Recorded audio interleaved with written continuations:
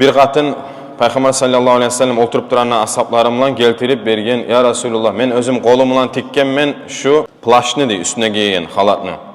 Süyemen ne sen şunu giygenni. Resulullah aleyhisselam bek hacatlı da bolgan şoğar. Onu almada alıp barıp özünü üyüne.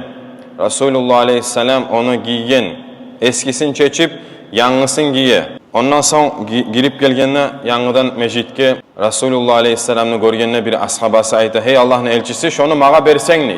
Resulullah aleyhisselam ayta, bereyim ne? Abratına barıp üyüne yanlızatını çeçip eskisin giyip geltirip yanlısın bere oğar. O zaman ashablar ayta o adamma ayıp etip, sençi bilesin, Peygamber aleyhissalatu vesselam hacatlıdır şu halatka. Nege tiledin ney?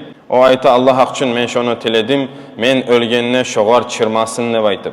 Dağız atsayalı men onu tilemedim ney? Şoğar şunu çırmamala çırmagan ölgen son. Bukhari'den gelen hadis. Göresiz Resulullah aleyhissalatu vesselam özü hacatlı Musa da aytmagan, meniki de eski, mağada tarık bu deb aytmagan. Bereyim degen barıp çeçip, yanlısın eskisini giyip, yanlısın geltirip bergen oğar.